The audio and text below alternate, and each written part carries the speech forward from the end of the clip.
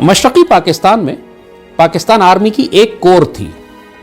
ایک کور کی سربراہی ایک لیفٹیننٹ جنرل کرتا ہے اور ایک کور میں 3 ڈویژن ہوتے ہیں اور ایک ڈویژن میں 12,000 کی فوج ہوتی. لہٰذا کسی بھی وقت مشرقی پاکستان میں جو ہماری ایسٹرن کمانڈ تھی اس میں 36,000 فوجیوں سے زیادہ ہماری تعداد نہیں رہی.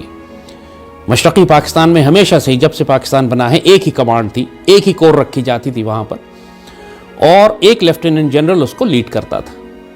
71 کی جنگ جب شروع ہوئی تو اس سے پہلے یہی صورتحال تھی کہ ہمارے پاس وہاں تقریباً 36,000 کے قریب فوجی تھے اور چونکہ ڈھاکہ کا صرف ایک ایئر بیس تھا اور نیوی کی بہت چھوٹی سی گن بورڈ سی تھی خالی, تو نیوی اور ایئر فورس کے افراد کو بھی ملا لیں تو وہ 1,000-1,200 سے زیادہ نہیں بنتے تھے. لہٰذا مکمل تعداد پاکستان کی مسلح افواج کی مشرقی پاکستان میں 36-37,000 سے زیادہ نہیں تھی.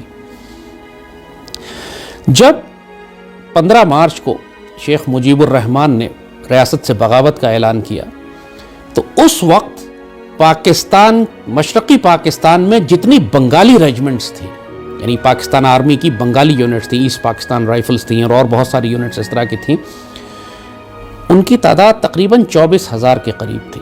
یعنی 36,000 ٹوٹل پاکستانی فوج, اس میں سے 24,000 بنگالی تھے اور بنگالی یونٹس نے بغاوت کر دی اور پاکستان آرمی سے الگ ہو گئے اور جا کے بھارتی فوج سے مل گئے اور مکتی باہنی سے مل گئے. اپنا اسلحہ بھی ساتھ لے گئے, اپنے جتنا ساز و سامان لے جا سکتے تھے, ایمونیشن تھا وہ ساتھ لے گئے. اور ان بنگالی یونٹس میں جتنے مشرقی مغربی پاکستان سے تعلق رکھنے والے افسر اور جوان تھے ان کو بڑی بے دردی سے شہید کر دیا گیا. خود بہت ہی تکلیف دہ ہماری تاریخ کا یہ کہ پاکستان آرمی کی یونٹس میں بغاوت ہوئی, پاکستان آرمی کی یونٹس نے اپنے ہی افسروں اور جوانوں کو شہید کیا, ان کی فیملیز کو ذبح کیا اور جو دردناک واقعات ہیں اس پہ. تو آپ 15 مارچ کے بعد جب بغاوت ہوئی تو اس کے بعد ایکچولی پاکستان آرمی کی تعداد پورے مشرقی پاکستان میں 9 سے 12,000 کے قریب رہ گئی تھی خالی.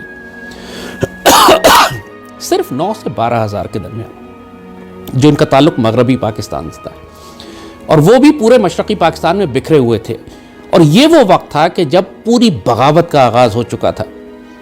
5 لاکھ سے زائد بہاری پاکستانیوں اور پاکستان سے محبت کرنے والے پنجابیوں, پشتونوں, سندھیوں, بلوچستان یعنی مغربی پاکستان سے تعلق رکھنے والے جتنے مسلمان تھے ان سب کو ان 10-15 دنوں میں ذبح کر دیا گیا. پاکستان آرمی کی یونٹس چونکہ پورے مشرقی پاکستان میں پھیلی ہوئی تھیں, ان کے اندر بغاوت ہو چکی تھی, کسی کو نہیں معلوم تھا